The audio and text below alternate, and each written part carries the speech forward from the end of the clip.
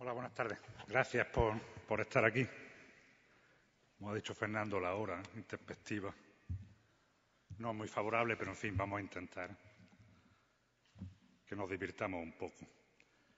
El tema que a mí me toca contaros, después de lo que ha contado Fernando, es verdad que los que estamos en las consultas vemos y comentamos muchas veces, generalmente en los pasillos o en algunas reuniones, hay que ver mis pacientes oncológicos, que todos tenemos unos cuantos, cuando tienen su cáncer se convierte en alguien que se va a una especie de agujero negro, ¿no? De pronto desaparece, no te enteras de qué le pasa con tu paciente. De pronto a lo mejor te llega a los meses con un papel donde le han pasado paliativos. Tú te has enterado bastante poco durante ese tiempo. Si acaso a lo mejor que le has tenido que hacerle alguna receta, alguna ondansetron, si está con quimioterapia. Y algunas veces tampoco parece que quieras saber mucho más, ¿no?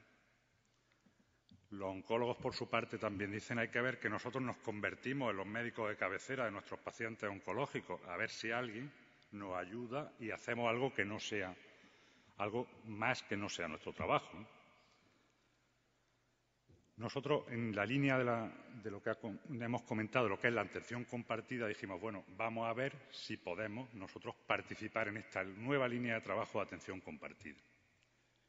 Y en el Grupo de Atención Oncológica de la Sociedad Andaluza de Medicina de Familia, pues nos planteamos, vamos a hacer algún trabajo, algún proyecto que nos permita aplicar eso en nuestro medio.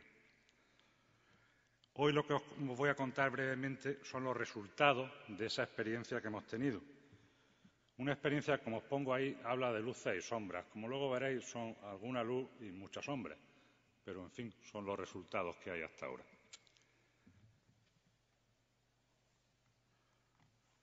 El proyecto que estamos poniendo en marcha es un proyecto cuya financiación se realiza por medio de un mecenazgo, es decir, es un ciudadano particular, enfermo de cáncer, que hace una donación a la Sociedad Andaluza de Medicina de Familia con el encargo concreto de hacer un trabajo de investigación de oncología en atención primaria. No sabemos quién es, bastante raro, pero así pasó y así fue la financiación. Y es un trabajo que empezamos su inicio en el 2010 y es un proyecto que teóricamente tiene una financiación de 2 años, pero por lo que os contaré ahora después, pues pretendemos que dure algo más de tiempo. ¿Qué objetivos nos planteamos con nuestro trabajo? Lo que nos planteamos como objetivo principal es ver si la calidad de vida de nuestros pacientes oncológicos se cambia por un modelo de atención compartida o no. Y como objetivos secundarios, por los que se han comentado antes, si nuestros pacientes atendidos por un modelo de atención compartida tienen más recurrencias de sus patologías cancerosas, tienen más eventos clínicos relevantes y, sobre todo, una faceta que también se valora mucho, ¿qué pasa con la comorbilidad? Nuestros pacientes oncológicos, cuando le ponen la etiqueta de tiene usted un cáncer colorectal, sigue siendo diabético. Y a lo mejor tú, en un par de años, pues no te has enterado nada de cómo va su diabetes. Y luego también, un criterio que yo creo que a nosotros siempre nos ha influenciado mucho y se ha argumentado mucho también por los niveles del hospital, es que los pacientes no quieren, ¿no? Es que un paciente oncológico, por definición, se convierte en un paciente hospitalocentrista, con lo cual lo único que quiere parece estar todo el día en el hospital y no aparecer por el centro de salud. Y seguramente si le ofrecemos un modelo en que su médico de familia tenga un papel más protagonista, a lo mejor va a decir que no. Bueno, pues eso lo queríamos mirar, ¿no? El diseño que hicimos del estudio, pues un estudio analítico, cuasi experimental, con una evaluación anual. Como he comentado, tenía una financiación de 2 años, pero para sacar algo de resultados, por lo menos el proyecto tiene que durar 5 años. ¿Y a quién incluimos? Porque hay muchos tipos de cáncer, hay muchos pacientes. Pues estos son los pacientes incluidos en nuestro proyecto. Son pacientes de ambos sexos, con una edad entre 18 y 85, y escogimos, por razones que luego explicará básicamente Raquel, ¿por qué estos cánceres concretos? Pues el cáncer de colon en estadio 1 y 2, el cáncer de mama en estadio 1 y 2 y el cáncer de próstata, los que han sido irradiados con carácter radical. Tiene que ser pacientes que estén en fase de remisión, han terminado su tratamiento. que precisen revisiones periódicas, que firmen el documento de consentimiento informado, que no estén en cuidados paliativos y que, por supuesto, pues no tengan ningún trastorno psiquiátrico que impida su evaluación. ¿Cómo se captan los pacientes? Esto quizás es cierta novedad respecto a los estudios habituales que vemos de colaboración entre primaria y hospital. Generalmente, primaria somos los reclutores de los pacientes, el almacén de pacientes que los mandamos al hospital para que ellos le hagan alguna cosa concreta. En este trabajo nuestro un poco al revés, ¿no? La captación la realiza el hospital, son los servicios de oncología los que seleccionan los pacientes que pueden ser incluidos en el trabajo y son ellos los que le proponen aceptar o no su inclusión en el trabajo. En el caso concreto de nuestro proyecto, si el paciente acepta, que lo que el oncólogo le explica es, mire usted, su proceso puede ser seguido igual en atención primaria que aquí. ¿Quiere usted que sea atendido en atención primaria? Siempre teniendo en cuenta que nosotros estamos aquí, etcétera, etcétera. Si el paciente acepta, se mira en el listado de médicos que participan en el proyecto si está su médico o no. Si su médico no está, entonces pasa a un grupo que es el grupo de atención compartida de oncología del hospital. Y si su médico sí participa, pues pasa al grupo de atención compartida de primaria. ¿Cómo hicimos la captación de los médicos de familia? Porque es un proyecto de investigación que no está incluido en ninguna cartera de servicios y, por lo tanto, hay que captar a los participantes investigadores médicos de familia. El procedimiento que hicimos, el trabajo se ha realizado en las ciudades de Málaga y Granada, básicamente en Málaga, que es quien dirige el proyecto, y participa Granada. Entonces, la manera que hicimos la captación fue ir a los centros de salud, explicarle el procedimiento, explicarle el proyecto. Se le dio una sesión un poco más completa de en qué consistía y se le ofertaba si querían participar o no. En Málaga lo hicimos por un procedimiento más generoso, fue que le explicó a bastantes centros de salud y a muchos médicos de familia. Y en Granada hicimos un procedimiento más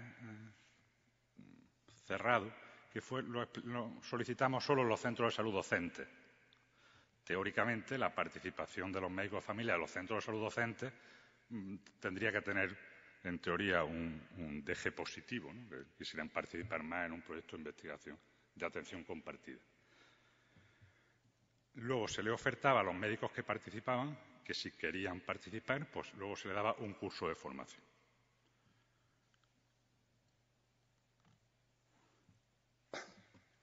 Como he comentado, una vez que estaban los pacientes captados y los médicos de familia también, pues unos seguían atendidos por el modelo de oncología y otros en primaria. A los dos grupos se le aplica el mismo protocolo, exactamente igual.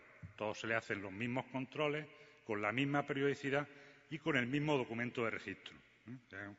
Un papel autocalcable con 3 copias, que una la aporta el paciente y las otras 2 se quedan en los registros correspondientes. Pero las pruebas son exactamente iguales las que se hacen en un modelo de intervención o en el otro. ¿Qué medimos en nuestro proyecto de investigación? El objetivo principal, que es la calidad de vida, pues se mide por un cuestionario clásico, que es el SF36HS, que se pasa al año y a los 2 años. La comorbilidad, elegimos solo algunas patologías que en concreto eran los eventos relacionados con el área cardiovascular, hipertensión, lípidos, eventos cardiovasculares, el tabaquismo y la diabetes. Eventos relacionados con recurrencias, recidivas locales, compresiones medulares, segunda neoplasia, muerte.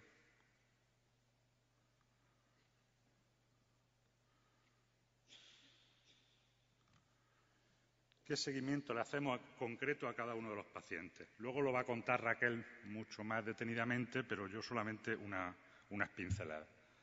En el caso de las pacientes con cáncer de mama, como veis, bastante sencillo. Básicamente una exploración física analítica general básica cada año y una mamografía anual. Eso durante 5 años, no hay más.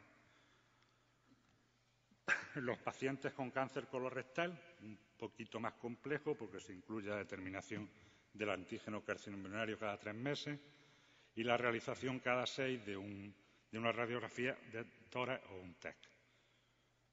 Cada 3 años pues se sigue realizando, cada 6 meses el CEA y los mismos. Luego lo cuenta Raquel mejor. Y en el cáncer de próstata pues es bastante fácil también, que el control hemograma, bioquímica y PSA, el primer año con bastante frecuencia, cada 3 meses, y luego después se añade una gammagrafía ósea cada 6 meses. Y a partir del 5.º año las mismas por año. Con este tema de las pruebas complementarias sí tuvimos un trabajo previo importante, que fue el establecer los circuitos diagnósticos con el hospital, ¿no? Los circuitos de cómo se piden las pruebas complementarias, cómo se agilizan, cómo se le hacen. Nosotros queríamos que el procedimiento fuera exactamente igual en un sitio que en otro, de manera que si lo pedía el oncólogo y tardaba 3 meses, pues si lo pedíamos nosotros que también tardara 3 meses, ¿no? Fue un trabajo previo intenso. Y en eso consiste el trabajo. ¿Qué resultados hemos obtenido? Que ya os digo que los que os presento son muy preliminares, porque la fase de captación de médicos ha durado mucho, la fase de curso de formación también, y la inclusión de pacientes va lenta, por razones que ahora veremos y que nos pueden servir a todos. De la captación, a mí esta es la que más me gusta de todas, es la única que verdaderamente me resulta muy llamativa. En la captación, estos son los resultados que hemos obtenido. Han aceptado participar el 35% de los médicos de familia a los que se les ha ofertado. Al final participan unos 105, 110, se le ofertó a un porcentaje evidentemente mucho mayor, pues casi 200 y algo. Han aceptado el 35%.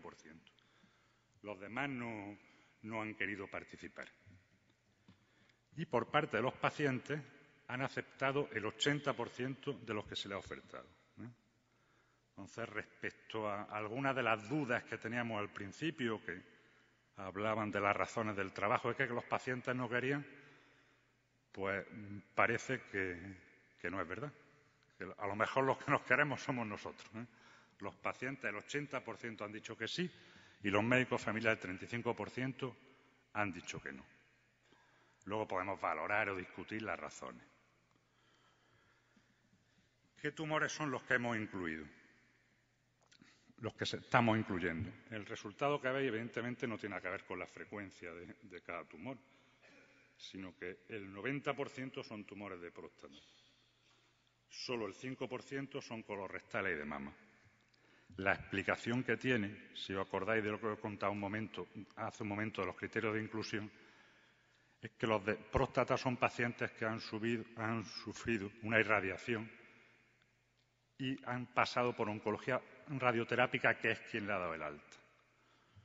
En la organización de los servicios nuestros, por lo menos, oncología radioterápica sí es la que termina y da el alta, y es lo que lo hace con las próstatas.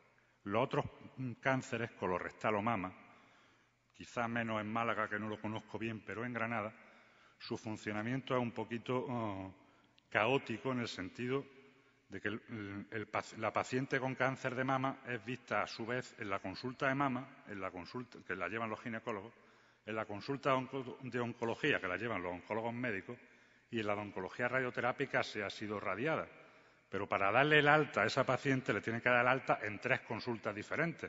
No conozco ningún ginecólogo que haya dado el alta a una consulta a un cáncer de mama en toda la historia. Con lo cual, la inclusión de pacientes por cáncer de mama está siendo muy dificultosa. Y por cáncer colorectal igual. Son pacientes que los ve oncología, que se los ve radioterapia, que los ve el digestivo, que también pasaba por la puerta, y donde es imposible coordinación. En la experiencia nuestra, en algunos sitios más que en otros. Es verdad que los hospitales han evolucionado en ese sentido, y en algunos hay unidades funcionales donde el paciente es visto teóricamente solamente por alguien, por una sola persona, que es quien decide, pero en la práctica, por lo menos en nuestra experiencia, no es así. Y los pacientes con este tipo de tumores no hay manera de que nadie les dé el alta. El tema de comorbilidad, los resultados que llevamos sí confirman lo que esperábamos. Son pacientes que el 100% tienen algún tipo de comorbilidad, y la incidencia de los problemas cardiovasculares pues es muy alta. También con el SECO, que como habéis visto, aquí no hay incidencia de género, son casi todos próstatas, son todos varones y mayores. En calidad de vida, ¿qué resultados hemos obtenido? La puntuación media del SF de lo que llevamos es 56. Respecto a lo que hay en la bibliografía, que suele ser en los pacientes oncológicos, está en un 44 o 45, está bien, no tiene significación ninguna, pero está aceptable. Los valores son más elevados en los parámetros del SF de función social y error emocional y son bastante más pequeños en los de vitalidad y salud general. Bien, es verdad que como son controles hechos al primer año, está todavía cercano a los tratamientos, está todavía cercano a la salida del hospital. Lo que sí llama la atención es que no hay diferencia entre los pacientes controlados en oncología y en atención primaria. ¿Qué conclusiones sacamos de lo que llevamos hasta ahora de resultados? Bueno, pues pongo ahí alguna luz por encontrar alguna cosa, ¿no? Una de ellas, que ya os he dicho que el que me parece más importante, es que los pacientes sí quieren. Entonces podemos tener todas las excusas del mundo que queramos, pero no que es que el paciente solo quiere ir al hospital. El paciente sí quiere, si se le explica bien, sí quiere. Y como alguna luz se ha tenido, es que nuestro proyecto sí ha servido para dar una formación importante en temas de oncología, porque si os he dicho que el 35% de los médicos de familia no querían participar en el proyecto, pero sí es verdad que en los centros donde alguien participaba, cuando se dieron los cursos de formación, que no se cerró la puerta a que entraran los que participaban, a los que no, sí que iba todo el mundo. La formación sí querían.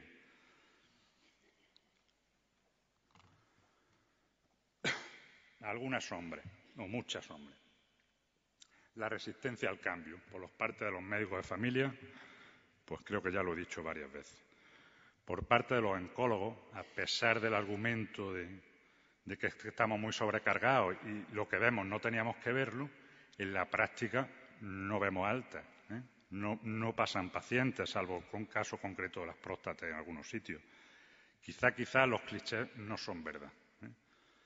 Ni ellos quieren quitarse tantos pacientes de encima porque estén fatal, ni nosotros somos una especie de tarzanes que queremos ver a todos.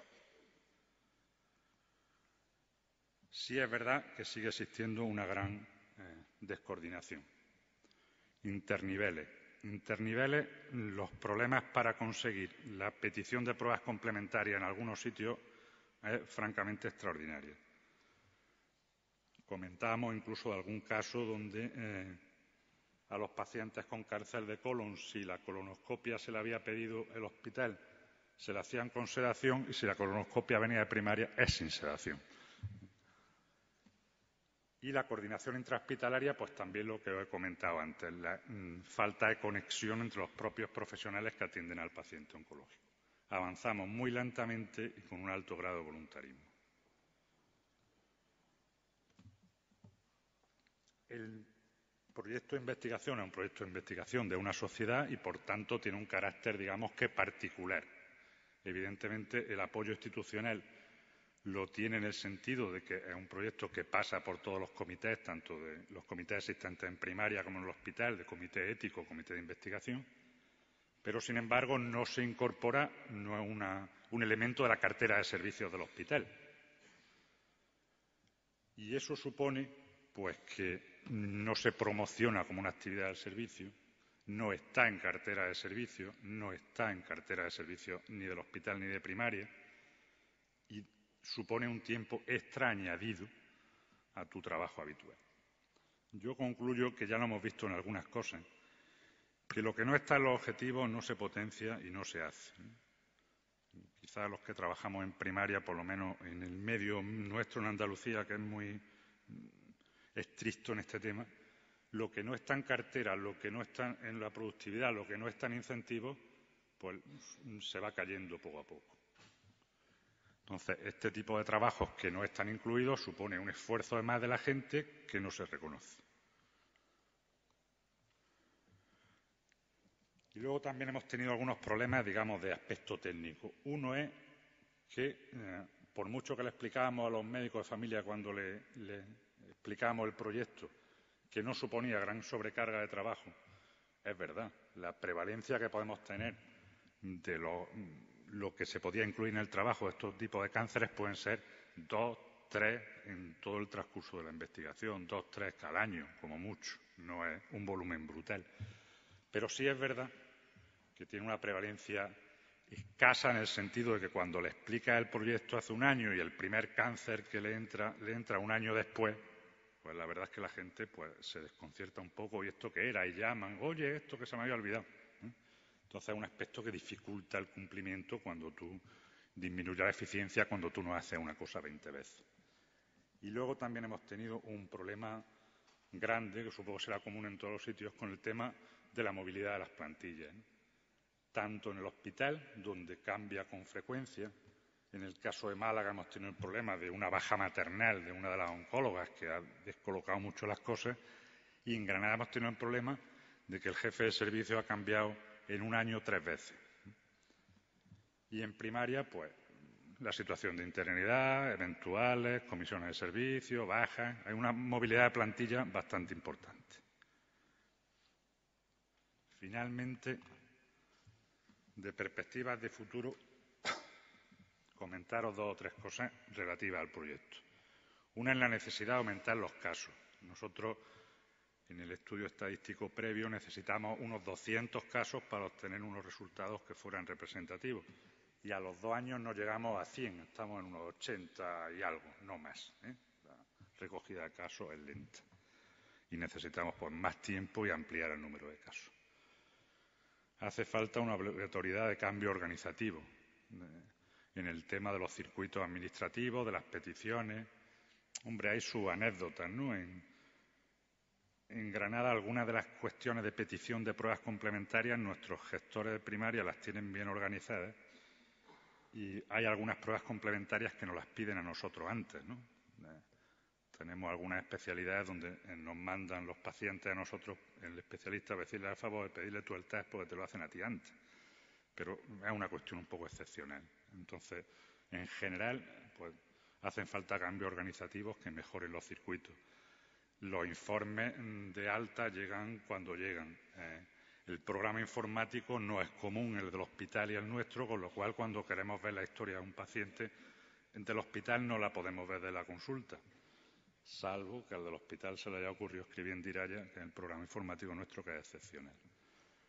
Y una tercera perspectiva que necesitamos mejorar es la obligación de colaboración de gestores. O sea, si nosotros podemos intentar el esfuerzo del proyecto de investigación, pero si la atención compartida, como otras cosas, no se incluye en nuestra cartera de servicios, pues será mucho más difícil que tenga algún futuro. Y nada más, muchas gracias.